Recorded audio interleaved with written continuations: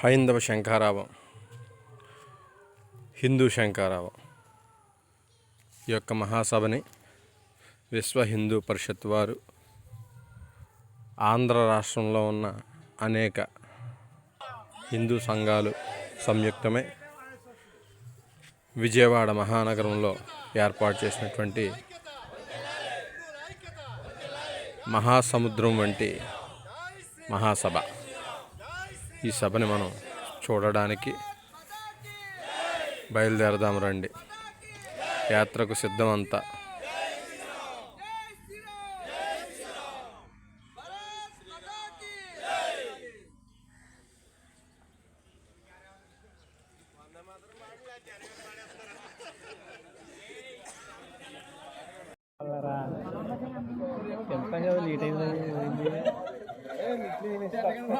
యాత్రికులకు అల్పాహారం ఏర్పాట్లు చేశారు.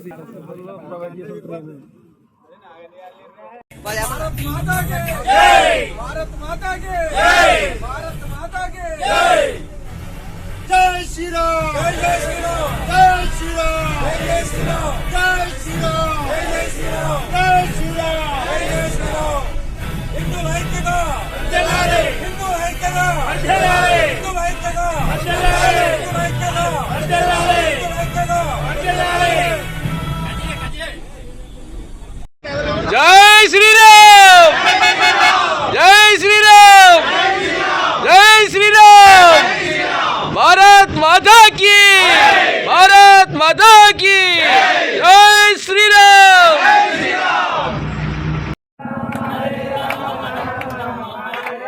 హరే రామ హరే రామ రామ రామ హరే హరే, హరే కృష్ణ కృష్ణ కృష్ణ హరే హరే, హరే రామ రామ రామ హరే కృష్ణ హరే హరే.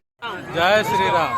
ఊరుల నుంచి, వాడల నుంచి, కొండల నుండి, పట్టణాల నుండి, అలా రకరకాల ప్రాంతాల నుండి వచ్చిన ఈ భక్త మహాశయుల కోసం సభాస్థలిలో ఏర్పాటు చేసిన అన్నప్రసాద వితరణ. జై శ్రీరామ్. ఎంత అద్భుతంగా జరుగుతుందంటే అన్నప్రసాద వితరణ. ఇన్ని లక్షల మంది వచ్చినా ఎక్కడ ఏ అవాంతరాలు లేకుండగా, వారి వారి నినాదాలను ఆపు చేయకుండగా చక్కగా సభా ప్రాంగణం అంతా ఎంతో అద్భుతంగా అన్నప్రసాద వితరణ జరుగుతున్నది. ఈ అన్నప్రసాద వితరణ వచ్చేటువంటి భక్తులు చాలా దూరం నుంచి, సుదూర ప్రాంతాల నుంచి వస్తారు కాబట్టి రాగానే ముందుగా ఈ అన్నప్రసాద వితరణ ఏర్పాటు చేశారు. ఎందుకంటే వచ్చేటువంటి వారు ఆకలితో ఉండకూడదని వచ్చిన వెంటనే అవకాశాన్ని బట్టి భోజనం చేసేయడానికి, భోజనం చేసిన తర్వాత సభకు రావాలని ఆతృతతో ఉన్నవారు ముందే సభకు వెళ్తూ ఉంటారు. ఎవరిష్టం వారిది. దేనికి లోటు లేకుండా అక్షయ పాత్రను ఏర్పాటు చేసినట్టుగా ఆ అక్షయ పాత్ర అలా జరుగుతూనే ఉంటుంది. ఆ అక్షయ పాత్రలో అన్నం అవ్వకుండా చక్కగా ఆ ప్రసాద వికరణ అందరికీ కూడా సమృద్ధిగా ఎవరికి ఎన్నిసార్లు కావలిస్తే అన్నిసార్లు వడ్డిస్తూ ఎంతో అద్భుతంగా ఈ అన్నప్రసాద వితరణ జరుగుతున్నది. భక్తుల సమక్షంలో, భక్తుల సహాయ సహకారాలతో. భక్తులని చెప్తున్నాను. ఆ భక్తుల్లో ఎంతోమంది గుప్తంగా, అంటే ఎవరికి తెలియకుండా వేలు లక్షలు సహాయం చేసిన వాళ్ళు ఉంటారు. ఒక్కరే ఈ భారాన్నంతా మోస్తూ ఈ కార్యక్రమాన్ని అంతా కూడా చక్కబెట్టేవారు కూడా ఉంటారు. మేమంతా కూడా ఈ మహాసముద్రాన్ని చూడడానికి వెళ్ళాం, కానీ ఇవి ఎవరెవరు ఏర్పాట్లు చేసిందా అనేటువంటిది మాత్రం తెలుసుకోలేదు. ఎందుకంటే ఎవరు ఏర్పాటు చేసినా ఈ మహాసముద్రం, హిందూ మహాసముద్రం ఒకే ధ్యేయంతో ఏర్పడింది కాబట్టి ఇందులో అందరూ కూడా కలిసిమెలిసి జరుగుతున్నటువంటి కార్యక్రమంగా తలచి ఇందులో ఎవరి పేర్లని కూడా ప్రస్తావించటం లేదు. ఇక వచ్చేటువంటి భక్తులు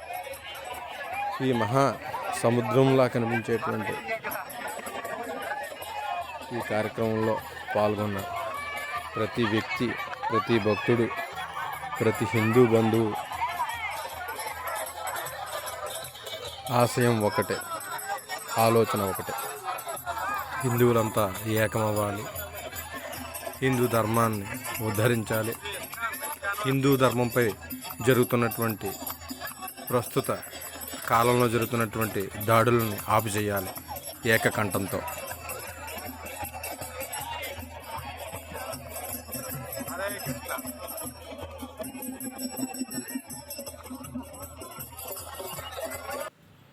ఈ హైందవ శంకారం అనేటువంటి కార్యక్రమాన్ని చేద్దామని చెప్పి సంకల్పించుకున్న నెల రోజుల్లోనే ఇంతమంది హిందూ బంధువులు ఒక్క చోట సమావేశమయ్యారు. వేల మంది కాదు, లక్షల మంది. అదే ప్రతి హిందువు ఆలోచిస్తే ఎన్ని కోట్ల మంది సంఘటితమవుతారో, సభా స్థలికి వస్తారో, సమర శంఖం పూరిస్తారో మనందరికీ కూడా అర్థమవుతూ ఉన్నది.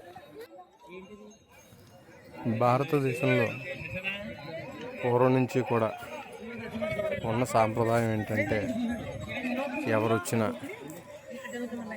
హక్కును చేర్చుకుని వారి స్వతంత్రతని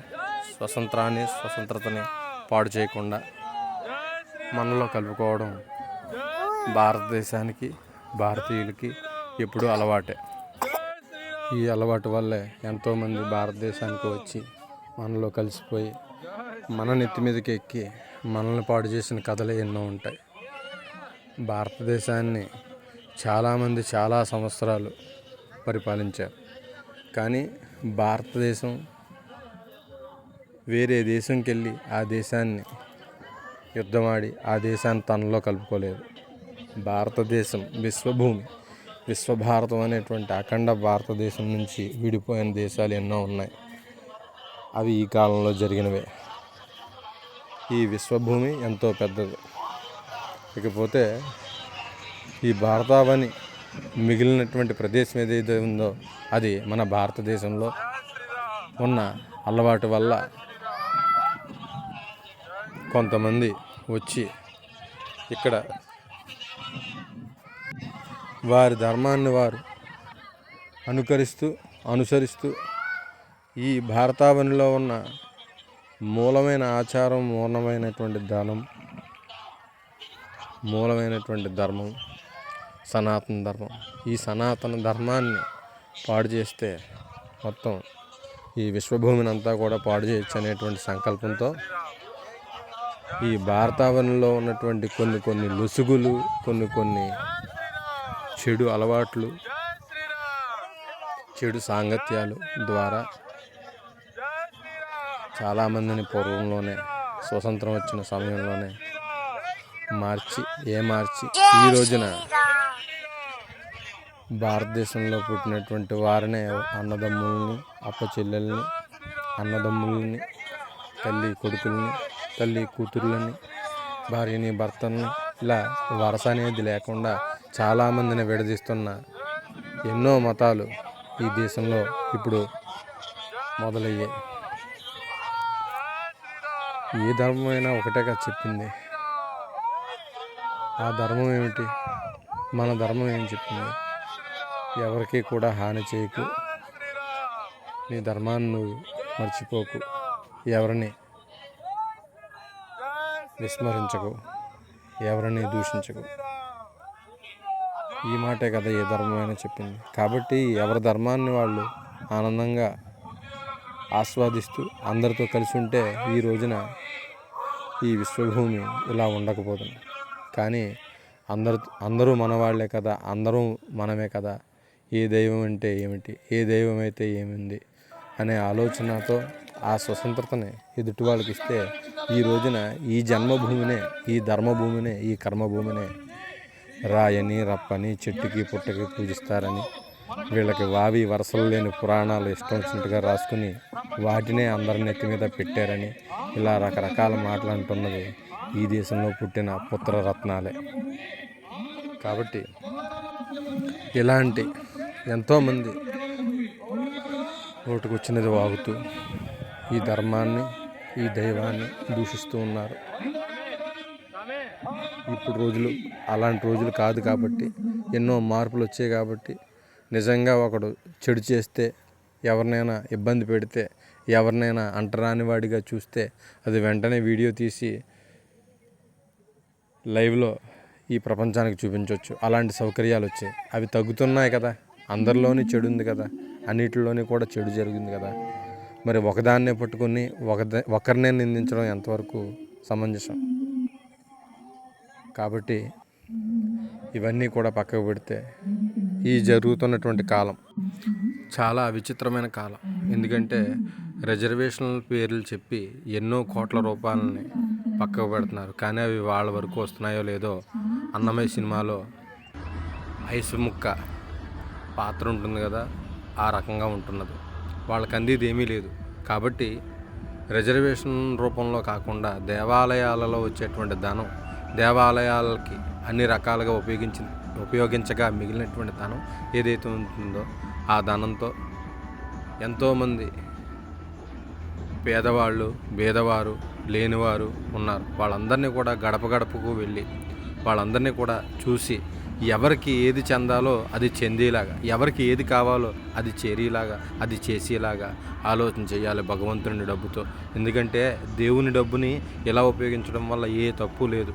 అనంత పద్మనాభ స్వామి ఆలయంలో ఇన్ని వేల డబ్బులు, ఇన్ని రకాల ఆస్తులు ఇప్పటి వరకు ఉంచారు. అవి ఎవరికి ఉపయోగం? కాబట్టి ఈ తరంలో మన తరంలో అయినా అవి ఉపయోగించాలి.